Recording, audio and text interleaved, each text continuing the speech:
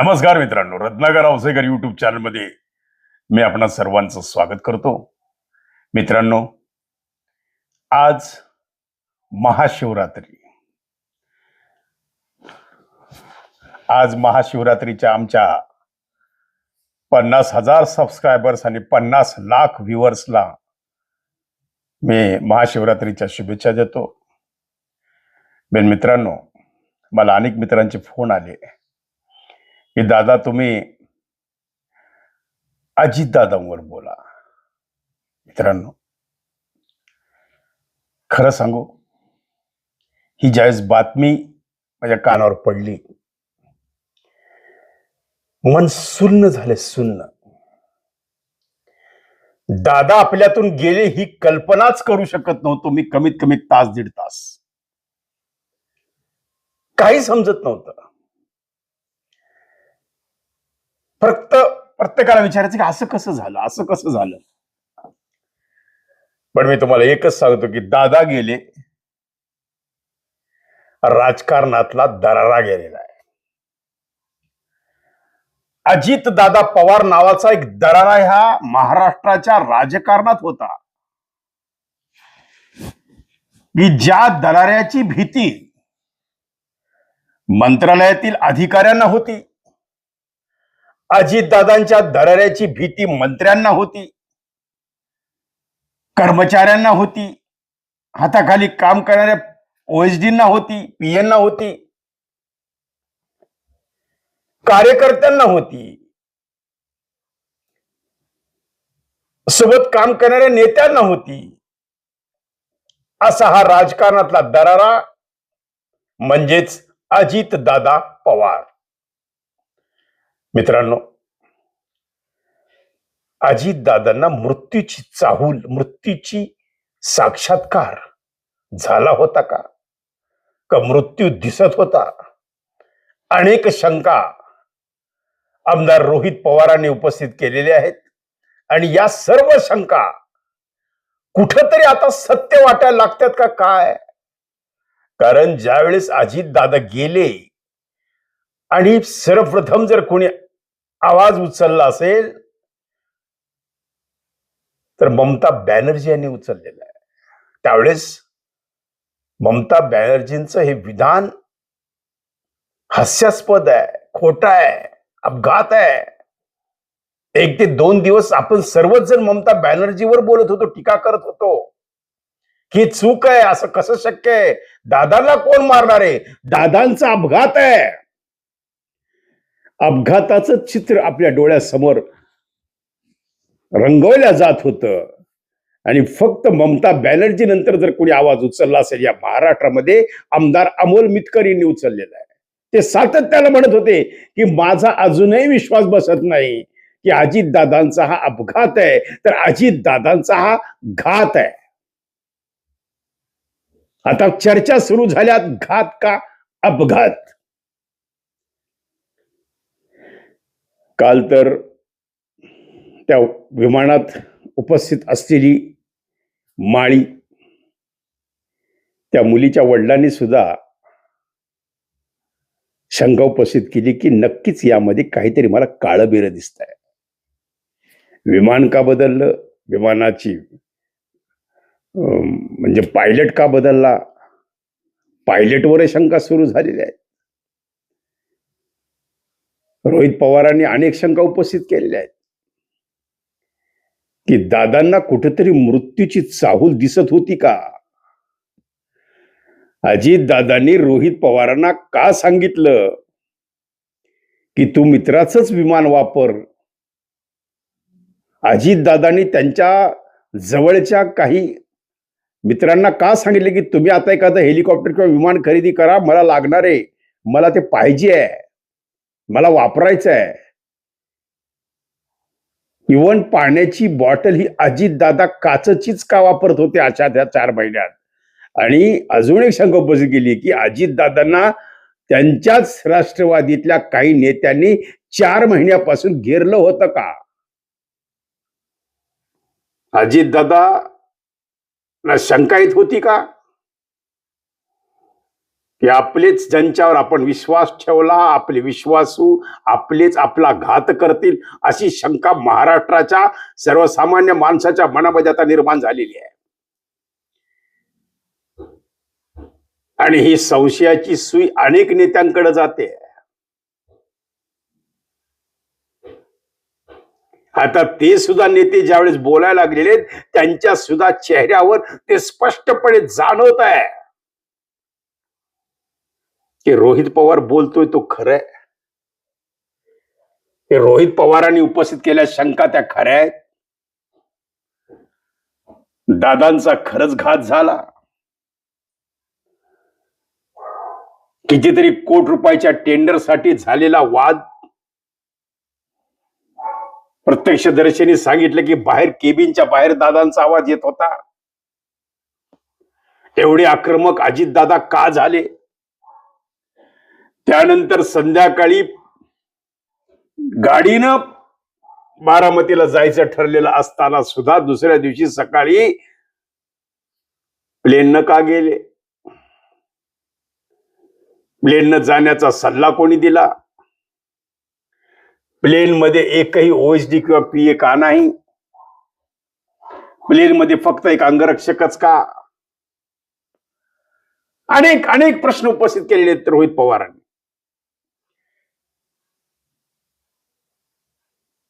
की हे या मागे षडयंत्र काय हे शोधलं पाहिजे. त्यामुळे आमदार अमोल मिटकरी त्यांच्या काही मित्रांसह त्यांच्या कार्यकर्त्यांसह त्यांनी मुख्यमंत्री देवेंद्रजी फडणवीस साहेब यांची भेट घेतली. त्यांना एक निवेदन दिलेलं आहे की याची सखोल चौकशी झाली पाहिजे, सीबीआय मार्फत चौकशी झाली पाहिजे. पण रोहित पवारांनी सांगितलं की ही चौकशी सीबीआय तर करेलच करेल, पण बाहेरच्या एजन्सीजना निमंत्रित करा की ज्या एजन्सीज याचा खरा शोध घेतील. या विमानाच्या ब्लॅक बॉक्स मध्ये काय सापडणार आहे? या अपघातामध्ये अपघात आहे का घात आहे? बरं, दादांचा घात कोणाला करायचा होता? कोणाला राजकीय स्वार्थ साधायचा होता? प्रेताच्या टाळूवरलं लोणी खाणारे ही राजकारणी लोक. मित्रांनो, थोडस कडवट बोलतोय मी, पण प्रेताच्या टाळूवरलं लोणी खाणारे हे राजकारणी लोक अजून दादांना अग्नी द्यायचा होता. इकडं विलिनीकरणाच्या चर्चा सुरू झाल्या, बैठका सुरू झाल्या. दादा जाऊन 12 तास होत नाहीत तर ह्यांच्या बैठका सुरू झाल्या. हे कशाचं प्रतीक आहे? हे माणुसकी संपल्याचं प्रतीक आहे. अजितदादाच एक वाक्य होतं गिरीश बापटांच्या बाबतीत, ज्यावेळेस त्यांच्या ते गिरीश बापट गेले आणि ज्यावेळेस त्यांचे ते पोस्टर्स लागले, नवीन पुढचा खासदार ज्या पत्रकारांनी प्रश्न विचारला त्यावेळेस स्वतः अजितदादा चिडले होते, अरे तुम्हाला काही वाटतं का नाही कार्यकर्त्यानो? अजून गिरीश बापटांना अग्निस्वाद दिला नाही तवर तुम्ही पुढचा भावी खासदार कोण याच्या चर्चा सुरू झाल्या. ते दादांना नव्हतं आवडलं. आणि तीच पाळी, तीच परिस्थिती दादांच्या बाबतीत घडावी हा योगायोग आहे.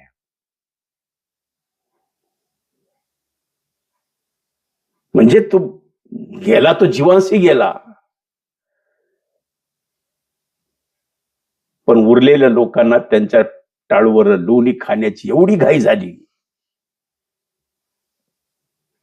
प्रत्येकाला माझं काय? अरे मित्रांनो, अरे मंत्र्यांनो, काय नेलं दादाने म्हणून तुम्ही नेणार आहात? काय नेलं एखाद्या मंत्र्यांनी, काय नेलं एखाद्या मोठ्या नेत्याने म्हणून तुम्ही नेणार आहात? कोणी काहीही नेणार नाहीये. हे भौतिक सुखाच्या माग ही लोक लागलेली आहेत आणि यामधून फक्त मन सुन्न होत आहे की राजकारणाची पातळी एवढ्या खालच्या स्तरापर्यंत येऊ शकते, याचं दुःख होत आहे मित्रांनो. म्हणून असं कल्पना होतीये, लोक बोलतायत, अजून काही युट्यूबर्स त्याच्या पुन्हा चरवण सुरू झालेले 8 दिवसात की दादा जिवंत आहेत, दादा येणार, दादा येणार, दादा येणार. अरे का भावनेशी खेळताय तुम्ही त्या पवार परिवाराच्या? रोहित पवारांनी सांगितले की तिथं दादांची चप्पल दिसली, दादांचं घड्याळ सापडलं की ज्या घड्याळामध्ये 9 वाजले होते. पुन्हा लोकांनी शंका उपस्थित केली की 9ला घड्याळ का बंद पडलं. त्याचा खुलासा रोहित पवारांनी केला की दादा 15 मिनिट घड्याळ पुढे ठेवत होते. का तर ते कुठल्याही कार्यक्रमाला 10 ते 15 मिनिट लवकर पोचावं. कोणाची आपल्यामुळं अडचण होऊ नये हा मोठा विचार ठेवून अजितदादांनी नेहमी घड्याळ 15 मिनिट पुढे ठेवायचे. याचा खुलासा झाल्यानंतर कळालं की बरोबर 8:45लाच 8:45ला किंवा 46लाच म्हणजे एक मिनिटाचा फरक आहे मित्रांनो, की त्यांचं दादांचं घड्याळ बंद पडलं. त्यावेळी दादांच्या घड्याळात 9 वाजले होते. दादांचं स्वेटर सापडलं, दादांचं चप्पल सापडली, दादांचं घड्याळ सापडलं. आणि दादांना पाहता पाहताच त्यांचे जे जिवलग मित्र गुजर त्यांनी ताबडतोब ओळखलं की हे दादाच आहेत. स्फोट झाला, त्या स्फोटीमध्ये दादा पूर्ण भाजल्या गेले. रोहित पवारांनी अजूनही शंका उपस्थित केली की दादांची बॉडी एवढी का सुजलेली होती, एवढी का फुगलेली होती, ते सुद्धा अबनॉर्मल आहे असं डॉक्टरांचं म्हणणं आहे. कारण ज्या स्वेल होते पण एवढी नाही स्वेल होत की जेवढी दादांची होती. यामध्ये घातपात आहे का बॉम्बस्फोट आहे. या ठिकाणी अनेक प्रकारच्या शंका आता उपस्थित करायला लागलेल्या आहेत. का त्या ठिकाणी मानवी बॉम्ब म्हणून वैमानिकाला बसवलं होतं, का वैमानिकावर कोणाचं प्रेशर होतं. अनेक शंका सध्या दररोज चॅनल्सवर, दररोज युट्यूबर्स, दररोज याचं विश्लेषण. पण याचं खरं खोटं एकदा महाराष्ट्राच्या जनतेला कळलं पाहिजे. पण एक झालं, मी जे बोलतोय की दादा गेले, महाराष्ट्राच्या राजकारणातला दरारा गेलेला आहे.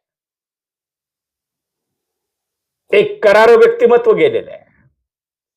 अपरिमित हानी झालेली आहे की जी हानी भरून निघू शकत नाही, कोणीही भरून काढू शकणार नाही. कारण मी मागं सुद्धा एकदा बोललो होतो की एक विलासरावजी तयार व्हायला 200 वर्ष जावे लागतात.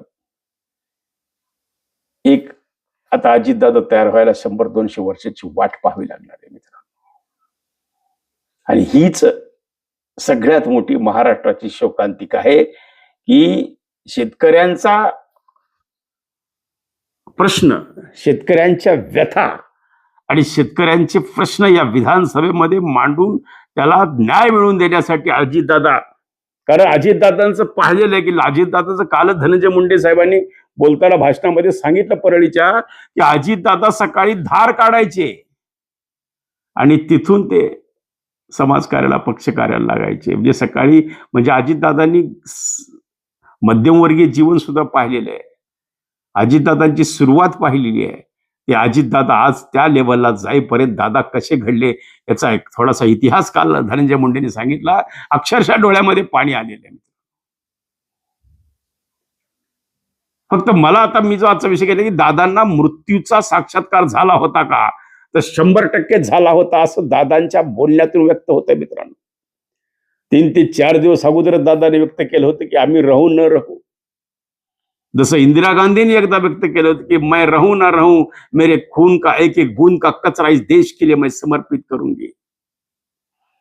दादा कोणत्या तरी विदर्भातल्या शेतकऱ्यांच्या प्रश्नाच्या विकासाची फाईलवर सही करण्यासाठी आपल्याला झालेला उशीर, त्याच्यातून ठरलेला सकाळचा विमान प्रवास आणि रोहित पवारांनी उपस्थित केलेले प्रश्न, विदर्भातला कोण पूर्व विदर्भातला नेता भेटायला येणार होता त्याचं नाव आता जवळपास निश्चित झाले, बाहेर आलेलंच आहे.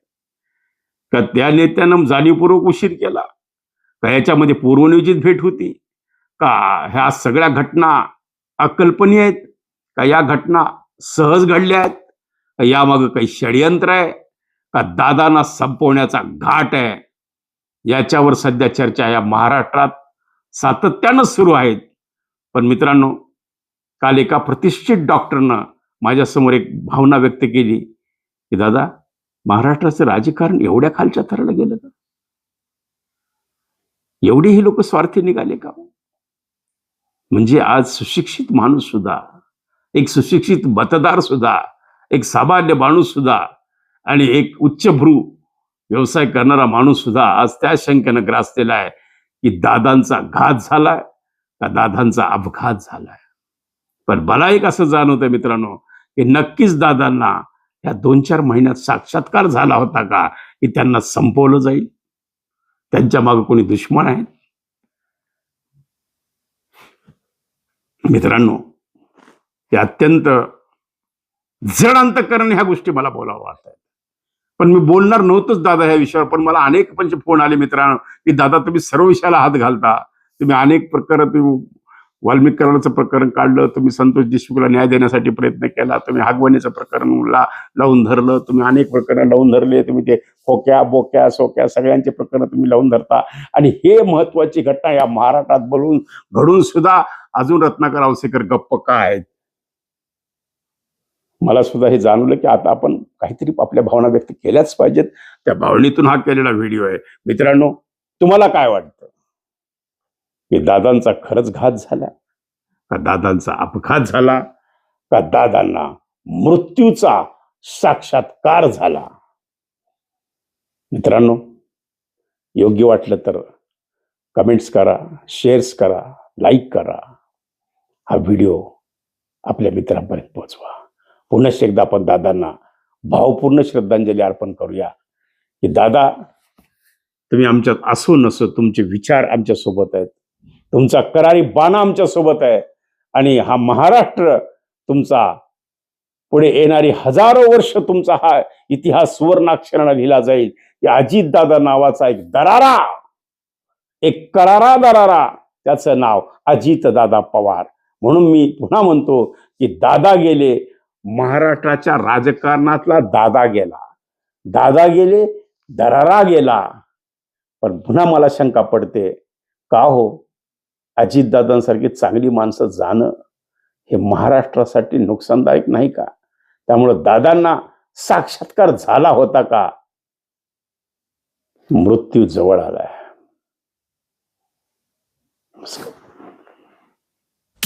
आवाजाचा बादशाह रत्नाकर औसेकर यांच्या YouTube चॅनलला लाईक करा, सबस्क्राईब करा आणि आपापल्या ग्रुपवर शेअर करा. चला, आपल्या मोबाईलवर सर्वप्रथम आमचा कार्यक्रम मिळवण्यासाठी सहकार्य करा. Ratnakar Ausekar YouTube channel.